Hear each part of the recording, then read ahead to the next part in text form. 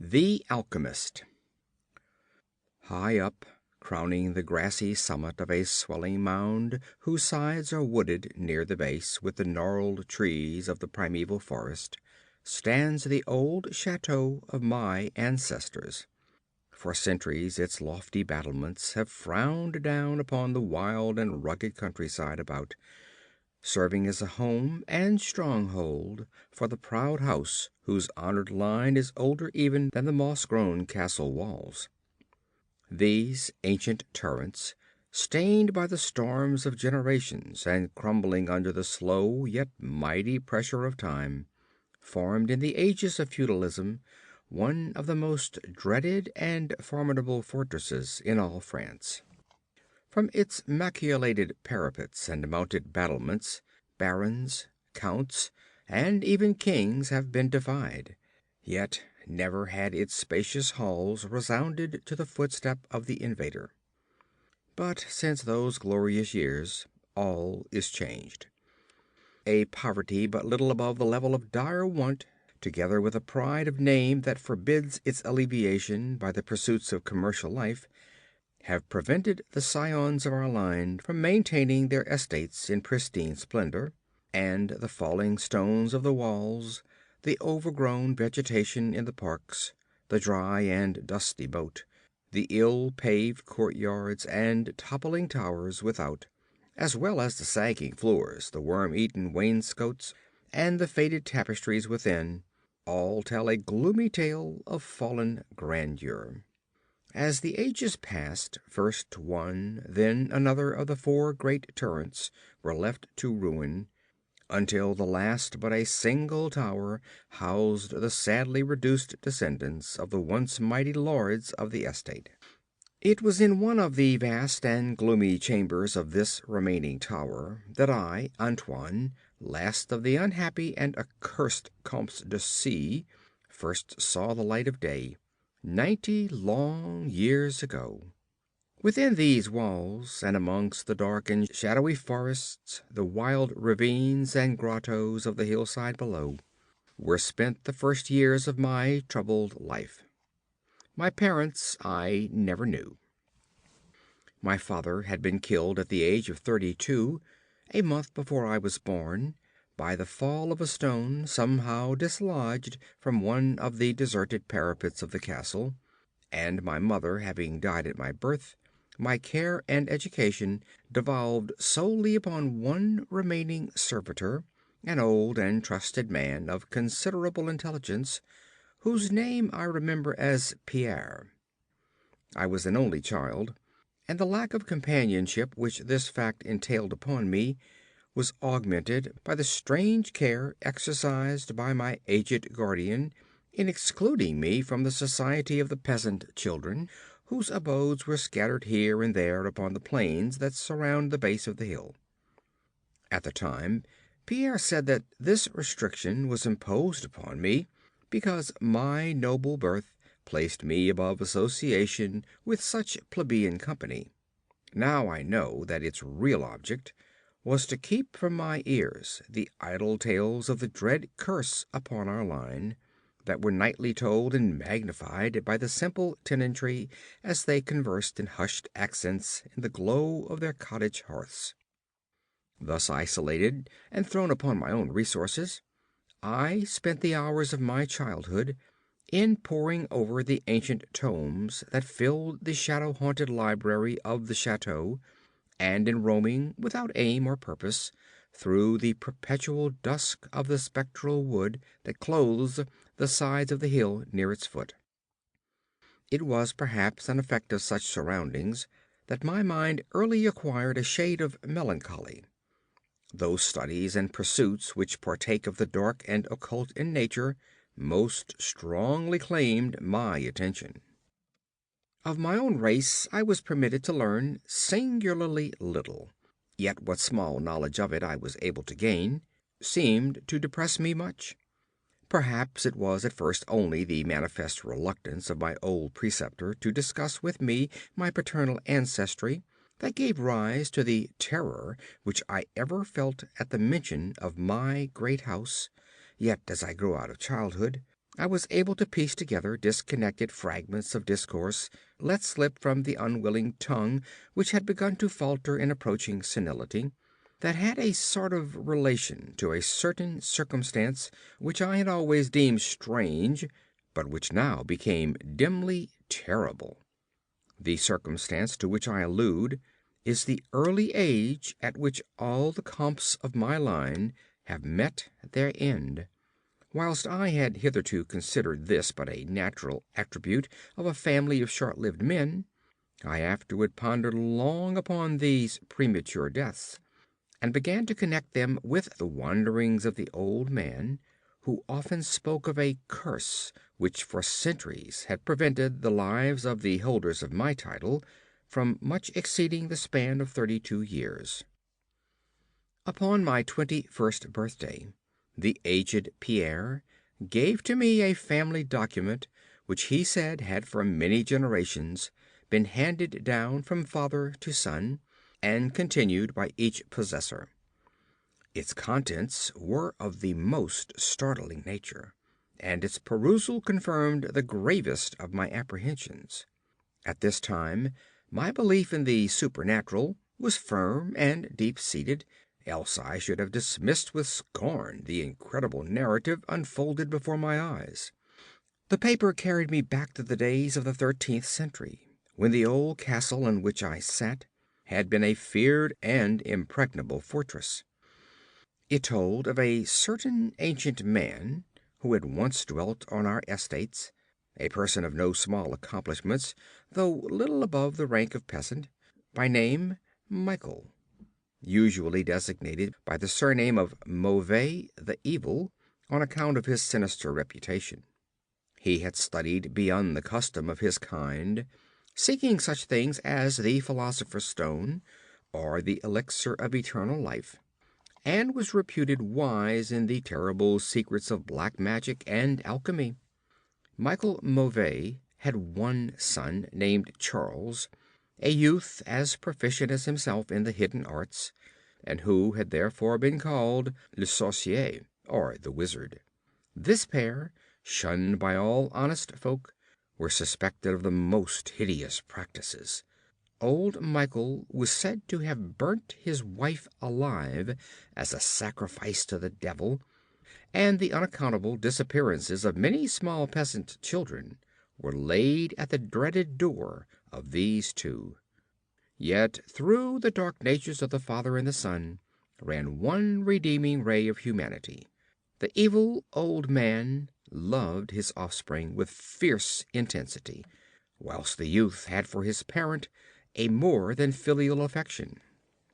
One night the castle on the hill was thrown into the wildest confusion by the vanishment of young Godfrey, son to Henri the Comte.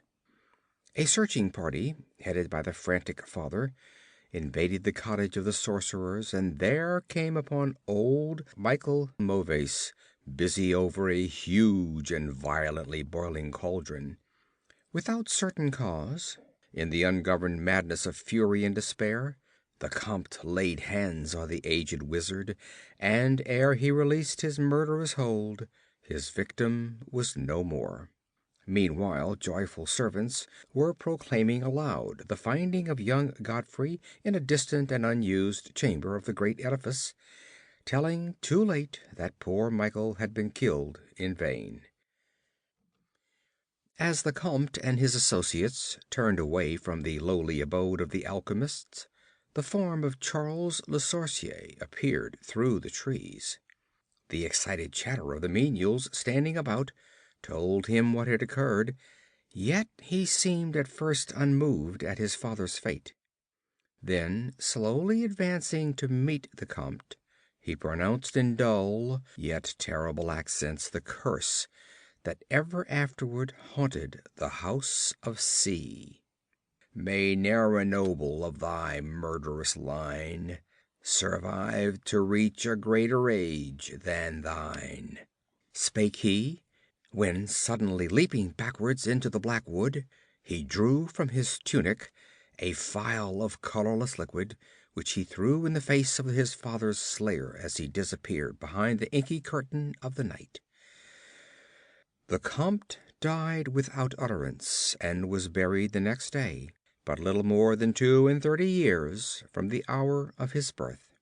No trace of the assassin could be found, though relentless bands of peasants scoured the neighboring woods and the meadowlands around the hill. Thus time and the want of a reminder dulled the memory of the curse in the minds of the late Comte's family, so that when Godfrey, innocent cause of the whole tragedy and now bearing the title, was killed by an arrow while hunting at the age of 32, there were no thoughts save those of grief at his demise. But when, years afterward, the next young Comte, Robert by name, was found dead in a nearby field from no apparent cause, the peasants told in whispers that their seigneur had but lately passed his 32nd birthday when surprised by early death. Louis, son of Robert, was found drowned in the moat at the same fateful age, and thus down through the centuries ran the ominous chronicle: Henri, Roberts, Antoines, and Armands, snatched from happy and virtuous lives when a little below the age of their unfortunate ancestor at his murder. That I had left at most but 11 years of further existence was made certain to me by the words which I read. My life, previously held at small value, now became dearer to me each day as I delved deeper and deeper into the mysteries of the hidden world of black magic.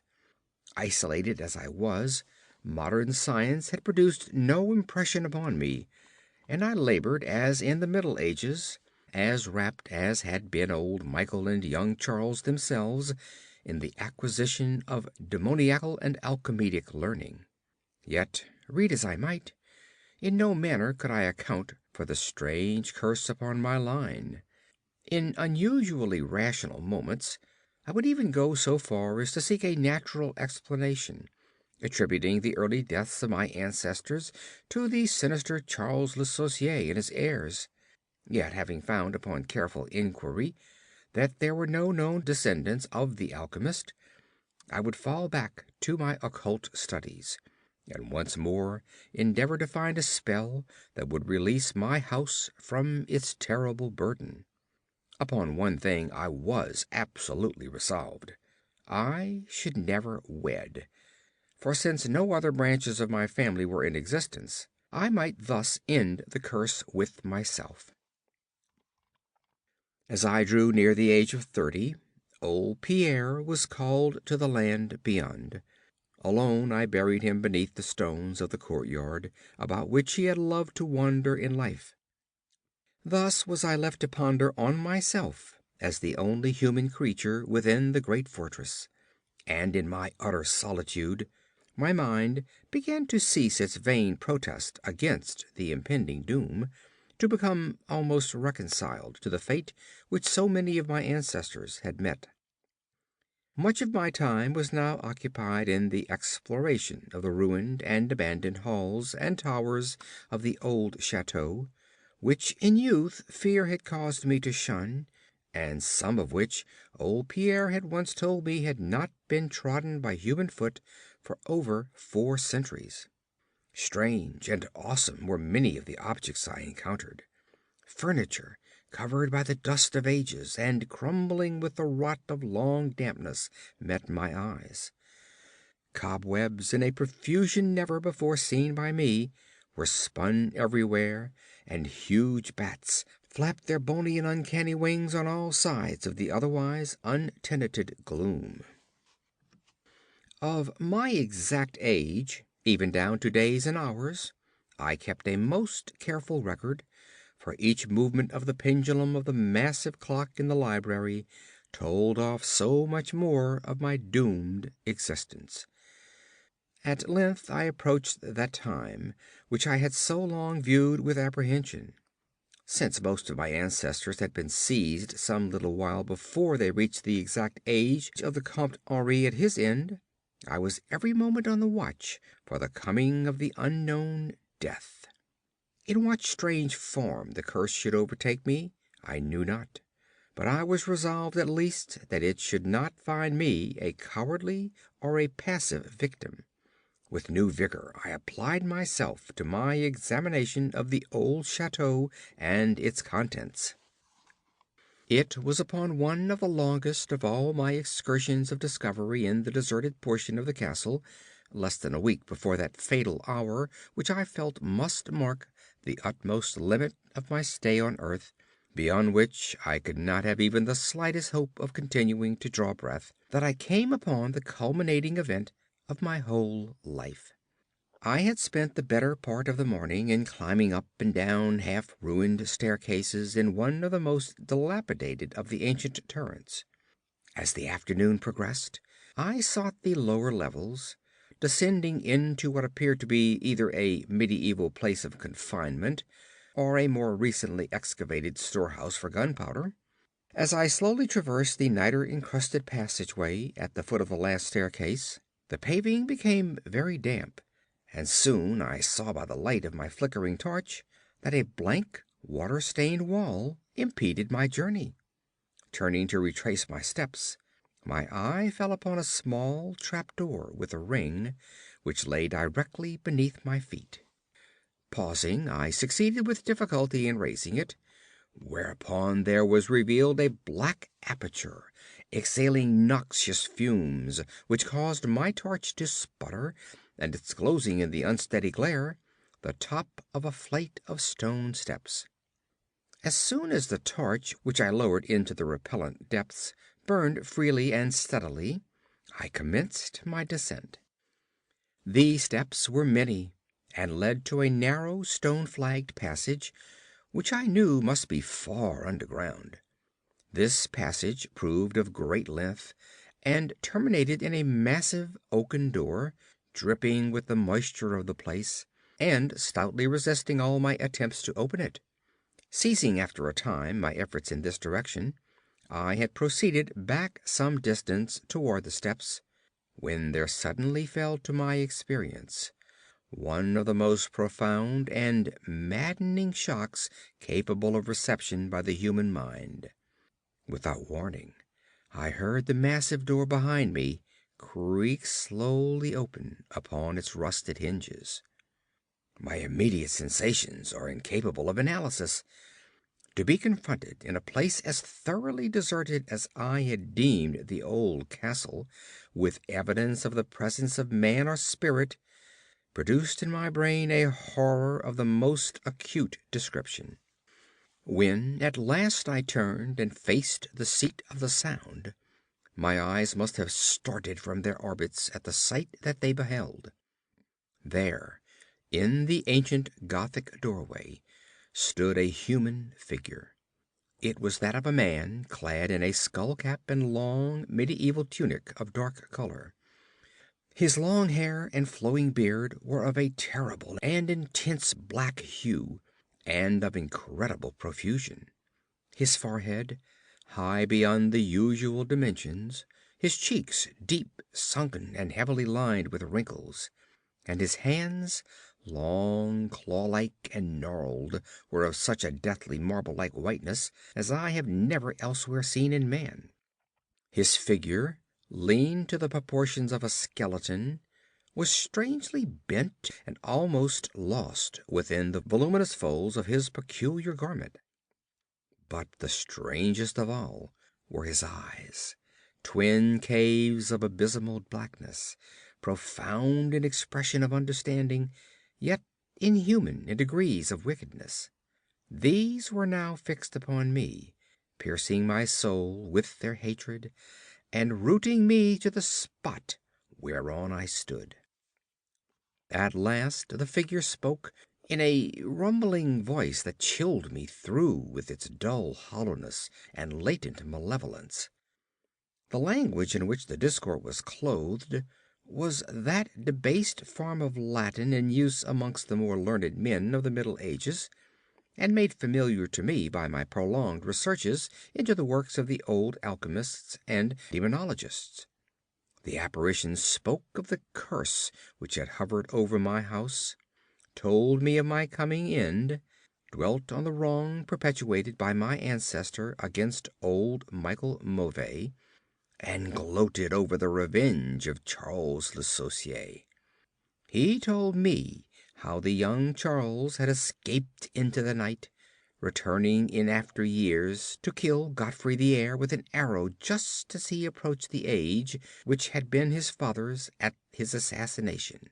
How he had secretly returned to the estate and established himself unknown in the even then deserted subterranean chamber whose doorway now framed the hideous narrator. How he had seized Robert, son of Godfrey, in a field, forced poison down his throat, and left him to die at the age of 32, thus maintaining the foul provisions of his vengeful curse. At this point I was left to imagine the solution of the greatest mystery of all, how the curse had been fulfilled since that time when Charles Le Saucier must in the course of nature have died. For the man digressed into an account of the deep alchemical studies of the two wizards, father and son, speaking most particularly of the researches of Charles Le Saucier concerning the elixir which should grant to him who partook of it eternal life and youth.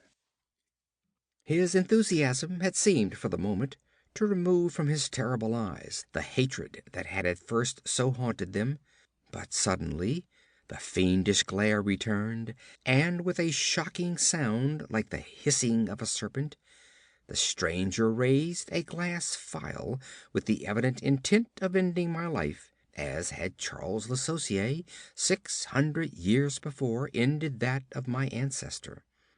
Prompted by some preserving instinct of self-defense, I broke through the spell that had hitherto held me immovable, and flung my now dying torch at the creature who menaced my existence. I heard the phial break harmlessly against the stones of the passage as the tunic of the strange man caught fire and lit the horrid scene with a ghastly radiance.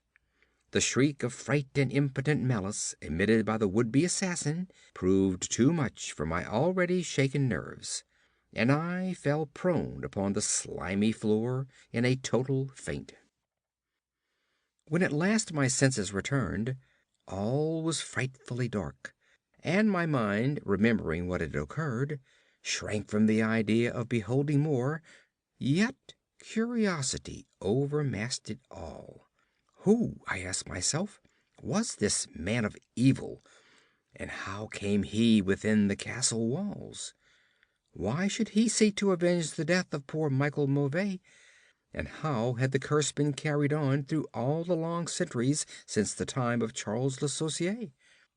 The dread of years was lifted off my shoulders, for I knew that he whom I had felled was the source of all my danger from the curse, and now that I was free, I burned with the desire to learn more of the sinister thing which had haunted my line for centuries and made my own youth one long continued nightmare. Determined upon further exploration, I felt in my pockets for flint and steel, and lit the unused torch which I had with me. First of all, the new light revealed the distorted and blackened form of the mysterious stranger. The hideous eyes were now closed. Disliking the sight, I turned away and entered the chamber beyond the Gothic door. Here I found what seemed much like an alchemist's laboratory. In one corner was an immense pile of shining yellow metal that sparkled gorgeously in the light of the torch. It may have been gold, but I did not pause to examine it, for I was strangely affected by that which I had undergone. At the farther end of the apartment was an opening leading out into one of the many wild ravines of the dark hillside forest. Filled with wonder, yet now realizing how the man had obtained access to the chateau, I proceeded to return. I had intended to pass by the remains of the stranger with averted face, but as I approached the body, I seemed to hear emanating from it a faint sound, as though life were not yet wholly extinct. Aghast, I turned to examine the charred and shriveled figure on the floor. Then, all at once, The horrible eyes, blacker even than the seared face in which they were set, opened wide with an expression which I was unable to interpret. The cracked lips tried to frame words which I could not well understand. Once I caught the name of Charles Le Sorcier, and again I fancied that the words years and curse issued from the twisted mouth. Still I was at a loss to gather the purport of his disconnected speech. At my evident ignorance of his meaning, the pitchy eyes once more flashed malevolently at me, until, helpless as I saw my opponent to be, I trembled as I watched him. Suddenly the wretch, animated with his last burst of strength, raised his hideous head from the damp and sunken pavement. Then, as I remained paralyzed with fear, he found his voice, and in his dying breath screamed forth those words which have ever afterward haunted my days and my nights. "Fool!" he shrieked.